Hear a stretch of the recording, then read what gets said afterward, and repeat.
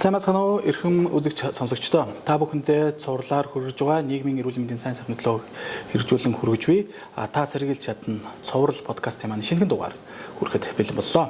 За бидний энэ цаг мөчид үзэн суух үзэгч та бүхэндээ дахин талархнаа илэрхийлье. Ингээд өнөөдрийн биддүүсийн хөндөж та бүхэндээ хүргэх сэдэв бол уламжлалт хангах ухааны эдээ ундааны талаар ярилцах болно. За ер нь бол монголчууд эртнээс эдээ ундаандаа маш ихэд анхаарч ирсэн ийм гахалтай ард түмэн. Тийм учраас өнөөдрийнхөө зочноор би эрүүл мэндийг дэмжих мэдээллийн албаны уламжлалт хангах ухаан хариуцсан мэрэгжлийн их цэцгийн өрн оролцуулж байна. Өдрийн мэндийг хүргэе танд. Өдрийн мэнд. За үзэгчтэй энэ хүү өдрийн мэндийг хүргэе. За би болохоор нийгмийн эрүүл мэндийн үндэсний төвийн уламжлалт хангах ухаан хариуцсан мэрэгчлэн нэг цэцэг гэж хүн байгаа. За ерөнхийдөө уламжлалт хангах ухааны эдээ ундаа гэдэг бол маш өргөн хүрээний сэдэв. Тэгээ манай Монгол орн одоо эрс цэс уур амьсгалтай жилийн 4 улиралтай энэ уур амьсгалтай оронд бол одоо эдээ ундааг яг цаг улиралтай тохируулж хэрэглэх бол хамгийн зөв сонголт болно. За ер нь бол одоо эдээ ундаа ч юм болохоор намрын улиралд болохоор ерөнхийдөө төлхөө ногоог одоо төлхөө хэрэглэж байгаа. Энд нь болохоор хүнсний ногоо болон жимсг магтж байгаа. Тэгээд өвлийн улиралд бол ерөнхийдөө бид нэр хүүтэнд маш их хүүтэнд илчээ хураадаг тийм улирал болохоор маха төлхөө хэрэглэдэг. Монгол хүн маха төлхөө хэрэглэдэг. Тэгээ эндээ болохоор нөгөө үхрийн мах, хоньны мах, тэгээд нөгөө ямааны мах зах махнуудаа бол төлхөө хэрэглэнэ. Тэгээд манай Монгол орны хувьд болохоор залуучуудын хувьд одоо ер нь олон үндэстний хоол дэлгэрч байгаа холбоотой. Одоо орчин цагийн тэгээд энэ залуучуудын хувьд бол одоо хоол тийм бас буруу дэглэм тогтчиход байгаа юм. Яагаад гэх юм бол өвлийн улиралд одоо бид нар чинь яг маха сайдээд элчтэй хоол идэх улирлаар нь болохоор халуун ногоотой кимчи маш их иддэг. Энэ болохоор кимчи гэдэг нь өөрөө сэрүүн бэлэг чанартай. Ийм болохоор манай Монгол орнд бол өвлийн улиралд бол энэ тохиромжгүй хүнсээ. Яагаад гэх юм бол энэ одоо халуун орны солонгос юм уу халуун орны хүмүүс болохоор тэр халуун уур амьсгалд дотроос одоо сэрүүцгийн тулд тэр халуун ногоог маш ихээр хэрэглэдэг. Манай Монгол орнд бол хүүтэн улиралд бол энэ халуун ногоог тийм ихээр бол хэрэглэх нь тохиромжгүй юм аа. Ер нь бол одоо ингээд та сайн хэллээ л дээ бид үс Монгол залуучуудын хоолны хэрэглэх өөр болчлоо гэдэг. Тэгээ дээрээс нь бас нөгөө нэг энэ турах байдал, жингээ барих, гоо сайхан анхаарах байдал нөгөө цагаан хоолтонгууд, веган хоолтонгууд их болж байна. За дээрээс нь өвлийн улирал, зуны улирал юу хамаарахгүйгээр одоо бид бас сойх гэдэг үлээ одоо нөгөө нэг мацаг барих юм бүлтлүүд ингээд тогтмол ингээд хийгээ ийм зүйл энэ юу н хэр зүг юм бэ? Одоо ер нь яг цаашдынхаа нөгөө улирлууд дээр төлхөө гарч ирнэ. Зөв. Тий. Одоо тэгээд хаврын улирал одоо бол хаврын улирал ер нь болж байгаа болохоор хаврын улиралд хөвчлэн одоо шар идэг төлхөө хэрэглэдэг монгол хүмүүс. Тий, энд нь болохоор шар тос орж байна, хайлмаг орж байна, цагаан тос орж байна, борц.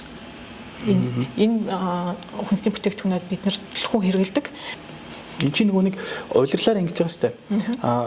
Яг өвөл бидүүс ингээд ногоо жимс бол намар болдог тэр үед нь бид ус ногоо жимсээ идэх нь зөв юм байна. Тэгээд 10-11 сартаа ичи хийгээд өвөл бол бид ус ичнийхээ махбодыг идэх нь зөв юм байна. Юу нэг яг сонсохоор нөгөө уламжлалт арга чинь бид усийн зөкстэй эдээ ундаа яг мөнгө байсан юм Тэнгүүтээ та сайн нөгөө хаврын улиралд шар хүнсгээд тэгэхээр бид ус нөгөө дарсан шар дос тэгээд нөгөө нэг хураасан хайлмаг досоод идэж. За тэгээд дээрэс нь борц гээд ингээд ороод ирж байна Хаврын улиралд бид ус борцоо ингээд гэж байгаа сте За тэгвэл зуны улиралд бол мэдээж цагаан эдээ юу? Тий, зуны улиралд ерөнхийдөө цагаан эдэг төлхөө хэрэглэдэг байгаа. Энд яагаад гэх юм бол өөрөө нөгөө арсны нөхсөв одоо нээгдэж хүс ихээр гадагшилдаг. Энэ үед болохоор хотоодны одоо галын ич өөрөө буурдаг учраас бид хэд айл болох хөнгөн, шингэн эдээ ундаг төлхөө хэрэглэдэг байгаа. Энд нь болохоор өөрөө цагаан эдээ орно. Ааруул, сүү, тараг цагаан эдэгээ голчлон хэрэглэдэг. Бид манай монгол хүмүүсийн хувьд бол ер нь багасаа сүү цагаан эдэг маш их өргөнөөр хэрэглэж ирсэн. Энэ болохоор өөрөө гидсний пробиотик буюу бид нар махыг ер нь төлхөө хэрэглэдэг ард түмэн болохоор энийг боловсруулахын тулд бид хэд цагаан эдэг бол төлхөө хэрэглэдэг байгаа. Одоо энэ нөгөө нэг гадуур худалдаалж байгаа савлсан сүм бүтээгдэхүүнүүд байна сүү ус ундаа таараг энэ гэдэг бүтээгдэхүүн тэрэн дээр нэмэлт ингээд пробиотик энтертэй ингээд дээдэг штэ тэр яг ингээд хүний бид тогтцох талаасаа хэр байдгийг зүгээр ер нь одоо зарим хүмүүс хуурай суугаар хийцэн энэ гэж тэгдэг штэ тий. Энэ чинь бол ядалтхан л цагаан эдэм юм биз дээ ер нь бол адилхан л цагаан эдэм юм. Гэхдээ нөгөө орц найрлагуудаа сайн хараад орц найрлагынхаа хадгалах хугацаа гол нь тэр хугацаагаа л сайн харах. За тэгвэл ингээд дөрвөн улирлын хүнс хэрэглэж байгаад энэ дотроо бас нөгөө үл зөгцөх хүнс гэж байгаа юу те? Бага одоо болохоор бид нарт одоо дулааны улирал ирээд 100 болж байна. Тэнгуут одоо нөгөө залуучууд маань одоо хорхог идчихэд араас нь найр хуудаг. Тостой эдээдснийхаа дараас хижүүл сундаа хүүтэн зүйлийг хэрэгэлдэг. Энэ зүйл чи ерөөс үл зөгцөх одоо эдэн унданд орол нөгөө нойр булчирхай хотоодыг ер нь өвчлүүлэх хамгийн том шалтгаан болоод байгаа. Хаврын улирал ч юм уу одоо зуны улирал бас нөгөө нэг бидүүсийн гэдэг адууны мах энэ төр ингээд хэрэглэх нь бас халуун чанартай энэ төр гэлээд шүү дээ. Өвлийн улиралд ямааны махыг баг хэрэглэхгүйгээ тэгэхээр эн чинь бол улирлаад байгаа бас хэрэглэж байгаа бидний хүнсний бүтээн юу те. За тэгвэл яг одоо түрүү хэлсэн хаврын улирал энэ улирал шилжих хооронд бидүүс хүнсээ ер нь яаж зохицуулах ёстой юм бэ? Одоо түрүүсэн шар хүнс гэдэг байгаа тийм. Тэдгээрээс ямар хүнсийг ер нь илүү түлхүү хэрэглүүл зүг бэ? Ерөнхийдөө хаврын улирал гэхээр одоо бадхан болон хийм ахуйд өөрөө маш ихээр аривддаг улирал байгаад байгаа. Энэ улиралд болохоор ерөнхийдөө идэж уух хоол хүнсэнд бол одоо шар тос цай орж байгаа, шар тостой түлхүү хэрэгэлсэн хүнсний бүтээгдэхүүн орж байгаа. Дээрээс нь цагаан тос хайлмаг орж байгаа.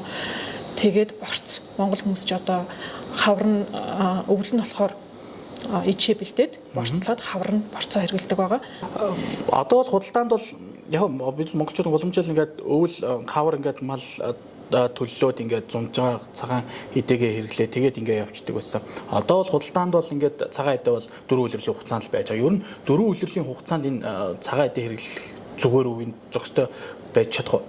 Ер нь цагаан эд бол монгол хүний бие махбодд өөрөө зохицсон эдээ. Тийм болохоор энэ бол тохируулаад хэрэглэхэд бол ямар ч асуудал байхгүй. Хамгийн гол нь зуны улиралд бид хэд махыг аль болох багасгаад цагаан эдэгээ түлхүү хэрэглэж явах хэрэгтэй. Яагаад гэх юм бол энэ нөгөө нэг бид нар орчин дулааны улиралд болохоор хөлс арсны одоо нөхцөв нэгдээд хөлсөөр маш их хэмжээний хөлсөө одоо гадагшлуулдаг болохоор хотоодны галын илч буурсан толботой бид нар хүнд чанарын хоол хүнс тостой эдэмдээ аль болох хэрэглэхгүйгээр болж хөлсөв цагаан эдэгээл түлхүү хэрэглэх нь зөв. Түрүү тайлбарлаг хий бадганыг ер нь өдөөж өгдөг хүнсний бүтээгдэхүүн ер нь юу байдаг юм бэ те? Одоо хавар аль болох хэрэглэж болохгүй бүтээгдэхүүн гэсэн үг шүү дээ. Хий бадганыг одоо аривддаг улирлын хугацаанд бол юу байж болох вэ? Юу гэдэг чинь одоо хийхээр одоо би зүгээр миний хар ухаанаар хийхээр газтай ундаа бол хэрэглэж болохгүй гэж энэ хоёр холбоотой юу хийтээ. Ерөнхийдөө болохоор юу яаж байгаа? Одоо хаврын улиралд болохоор аль болох ер нь монголчууд чинь хонсоол маш их маргааш өглөө хонсоол иддэг. Энэ бол хамгийн буруу дадал байгаад байгаа. Хонсоол идэх. Дээрээс нь одоо буруу нөхцөлд хадгалсан хоол хүнс хэрэглэх, тостой хайрсан хуурсан хоол идэх. Энэ хэд чинь л ерөнхийдөө хотод өвчлүүлэх хамгийн гол том шалтгаан болоод байгаа. Би бол одоо жишээ нь харахгүй ингээл ажилдаа явахдаа оройн хоолоо хичээл маргааш өдөр наваал яваад юм л да тий. Энэ ч бол маш буруу дадал болж байна тий. Тийм ер нь хонсоо хоолыг идэн гэдэг чинь өөр айгу буруу дадал болчиход байгаа. Аль болох өглөө шин дээр нь хоолоо бэлтгээд авч явах. За одоо ингээд яхахгүй 27 зуны улирал ирлээ. Бидүүс цагаан эдийн ирлээ болно. Хөдөө гадаа бүгдээр явна. Тэгээд тэнгуут нь хөдөө гараад сүү цагаан эдгээр нэг гүйлэгдэг нэг төрлийн хүн байдаг. Гидсэн нөгөө өтгөн хатдаг төрлийн хүмүүс ингээд байдаг. Тэ ер нь цагаан эдийн хэрэглээ хүнд ямар дуу байх ёстой юм бэ? Тухайн хүн өөрийнхөө яг бие махбодд тохирсон. Яг одоо хүмүүс чинь за надад энэ тохирно энийг идэхэд би ингэж миний гидс хямардаг гэдэг сонголтууд байгаад идэг. Тийм болохоор яг нь хүний тухайн хүний хотоодны одоо галын илчтэй л холбоотой байдаг. Тэгэхээр яг өөртөө тохирох хүнсүүдийг цагаан эдэг одоо тохируулж хэрэглэх хамгийн зөв сонголт байна. Тийм. Ер нь бол одоо хотоодыг одоо хамгийн зөв зохистой хооллох гэдэг бол хотоодыг одоо 4 хувааж үзнэ. Эний хотоодны 4-ний 2-т нь хоол, 4-ний 1-т нь ус, үлдсэн нэг хэсгийг нь бол хоос үлдэх ийм зарчимтайгаар уламжлалт аваханд эдэ унданы ийм байдаг.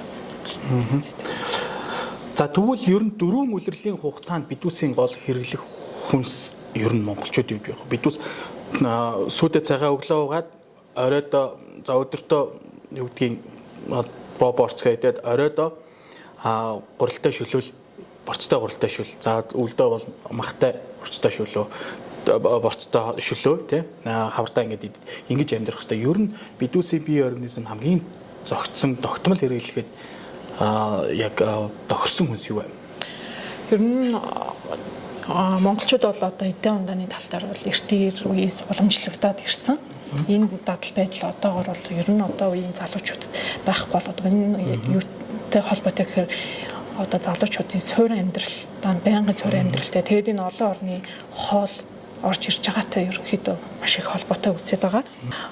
Хотоодны хор тавдраар жилд одоо дунд 6260 тохиолдол одоо бүртгэгдээд байгаа. Эний болохоор 860 нь одоо эрэгтэй хүнд, 399 нь болохоор эмэгтэй хүнд тохиолдоод байгаа. Энэ юунаас болоод байна гэхээр л одоо нөгөө буруу хооллолт тийм дадлаас л болоод байгаа. Ер нь одоо ингээ эдийн ундааг зөв тохируулж хэрэглэнэ гэдэг чинь ирээдүйд үүсэх хотоодны хор тавдрын эрсдлээс л ер нь өөрийгөө хамгаалж чадчихна л гэсэн үг. Өглөө одоо ингээл яг харахгүй ажлын дээр шалтгаалаас нийгмийн солил орой түүжсээр бол орой арай л унтаал оройдоо ингээд унтаас өмнө хоол идчих тийм. Тэгээд өглөө босоод өглөө хоолгүй ингээл гараал яваад идэх тийм. Энэ ингээд амьдралын юм шиг ер нь тогтцоод байна л да одоо тийм. Энэ ер нь маш мэдээж бол буруу бахтай. Ер нь ямар сөрөг дагуулах вэ? Дийлэнхтэй ер нь одоо залуучуудын хувьд бол өглөө өвлөн гардаг, хоосон гардаг, орой ирээл их хэмжээгээр иддэг ийм асуудал бол маш их байгаа. Тэгээ энэ болохоор ерөнхийдөө өглөө өвлөн гарна гэдэг чинь цусны чулуу үүсэх, цусны ялгаралтыг цус ялгарлалт нь ер нь муугар нөлөөлсөн. Цусны чулуу үүсэх хамгийн том үүсвэр л одоо өглөө өвлөн явахаас болж байгаа. Тэгээ одоо нөгөө хоосон явж байгаа л гинт ихээр итэл ингээл нөгөө ходоодыг цочроогоол одоо өсвөр насны хүүхдүүдийн хувьд бол ходоод маш их өвчлөмтгий юм өвдөд ин гэдэг болсон. Тэгээ энэ өөрөө юунаас болоод юм гэхээр дандаа нөгөө нэг бэлэн бүтээгдэхүүн иддэг. Перши, хуушур янз бүрийн тосон тайрсан бэлэн бүтээгдэхүүн идэн дээрээс нөгөө хит их үлсэж байж хагаад огцсон мэдээд ингээ ходоодод маш их хэмжээний цочрол өснөөс болоод ходоод ер нь их өвддөг. Тэгээ ирээдүйд болохоор ерөн зөв хооллолтоор хоолн дээрээс маш сайн анхаарах бол ирээдүйд энэ хотоодны хор тавдар гэдэг ч улам л илүү нэмэгдэл байна тийм. Бас зүгээр ингээд одоо бидний өөрийнхөө үеийн найзуудаар ингээд очиод ингээр юу байна л та. Халуун бүлээн юм бол байдгүй. Гэртээ нөгөө ус уучих, ундаа уучих гэдэг ингээл байж тээ. Ер нь энэ хүний хэрэгжилж байгаа эдээ ундаанд халуун бүлээн байх тухайн хүнсний чанар нь энэ юу ямар байх хэвтэй. Энэ бол ер нь бол монголчууд ихэвчлэн дандаа л тостой юм ихэвчлэн иддэг, хоолунд иддэг, хүн чанарын хоол иддэг. Тэрний араас дандаа хүүтэн чанарын ундаа, хүүт ус уудаг. Энэ өөрөө биед ороод харшилтал ер нь нойр булчирхай өвдөх хамгийн том үүсвэр үүнээс болоод байгаа. Манайч одоо энэ нойр булчирхай ходоодны өвчлөлөөр бол бас л нөлөөлөлтэй л орон байж тээ. Ерөнхийдөө уламжлал хангах ухааны эдийн ундаа гэдэг бол маш өргөн хүрээний сэдв.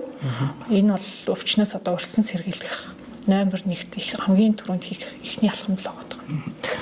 За би ер нь ямар хүн сэргийлэх үү, яаж яах вэ гэдгээ бидүүс ер нь яаж мэдэх вэ? Одоо яг интернетээс ингээл мэдээлэл авчиж болж байна те.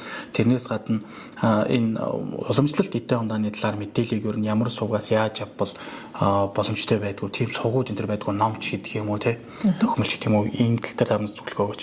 Монголын уламжлалт хангах ухааны эдийн ундаа гэж байгаа. Тэгээд ерөнхийдөө одоо манай нийгмийн эрүүл мэндийн үндэсний төвийн пэйж хуудасаар маш их инфографик зөвлөмжүүд гардаг байгаа. Тэгээд тэн дээрээс бол яг эдийн ундааруу төлхөө чиглэсэн мэдээллүүдийг хүргэдэг байгаа. За битэрийн ярилцах цаг маань ерөөдөө өндөрлөх гэж байна. За тэгээд та бол бас уламжлалт эдийн ундааны талаар мэргэсэн хүний хувьд одоо яг подкастыг үзэж байгаа хүмүүстэй зөвлөж хэлэхэд юу гэж хэлмээр байна. Ер нь улиралдаа тохируулж хүнсээ хэрэглэх нь маш чухал байна. Дээрээс нь бас юу зөвлөмөр байна ер нь тийм. Эдийн ундаа одоо хоолунд гэдэг бол бидний одоо өдөр тутмын хэрэглээ болсон. Тэгээ энийг бид маш зөвөр зохицуулж одоо идчих хэрэгтэй. Өвчнөөс одоо урьдчилан сэргийлэх хамгийн номер 1 арга бол одоо эдийн ундааг зөв тохируулж идэх, улиралтайгаа зохицуулж идэх гэдэг бол хамгийн чухал асуудал болоод. Тэгжээж л өвчнөөс урьдчилан сэргийлэх ирээдүйд үүсэх нөгөө хотоодны хор тавдар бол ямар нэгэн эрсдэлт хүчин зүйлээс хамгаалах зүйл бол эдийн ундааг гэдэг бол хамгийн ихэнд чухал яригдах өвчнөөс урьдчилан сэргийлэх арга. Залуучууд маань нөгөө зав зайгүй гэдэг шалтгаанаар эдийн ундааныг ач холбогдлохгүй юу таарсны нийтдээ одоо төргөн хооллуудыг маш их хэрэглэдэг энэ төр болсон байна те. За ямар ч байсан бидний урилгыг хүлээн авч хүрэлцэн ирээд гайхалтай сайхан мэдээлэл өгсөнд баярлалаа. Ер нь хэлж байгаа одоо бүхий л ингээд сувгуудаар ингээд хараад байхад зөвлөгөө өгж байгаа гол зүйл бол урьдчилан сэргийлэх гол арга бол ердөөсөө эдийн удаандаа маш их анхаараа гэдэг юм зөвлөмжийг өгдөг болсон. Манай хүмүүс бусад подкаст, бусад мэдээлэл, за хүмүүсийн зөвлөгөө, одоо постэр гэл янз бүрийн сошиалс мэдээллийг хангалттай сайн авч байгаа. Тэгэхээр бас эцэг мэрэгчлэний зөвлөснөөр та бүхэн залуу хүмүүс тэр дундаа эдийн ундаандаа маш их анхаараарай. Тэр тусмаа уламжлалт эдийн ундаанд хэрэглэж татаарай гэдэг ийм сайхан зөвлөгөөр өнөөдрийн подкастаа өндөрлөе. За танд бидний урилгыг хүлээн авч хүрэлцээрсэн дахин талархал илэрхийлье. Тэгээд ажлын өндөр амжилтыг хүсье. Өнөөдрийн подкаст дээр ярьсан зүйлээ маш олон хүн түгээн дэлгэрүүлж маш олон эрүүл монголчуудыг одоо цааш бүтээх залуучуудыг эрүүл байлгахад зөвлөгөө өгч ажиллаарай гэж хүсэж байна. Танд маш их баярлалаа. За баярлалаа. Энэ хүү нэвтрүүлэгт өөрөө оролцуулсан та нарт баярлалаа. За баярлалаа.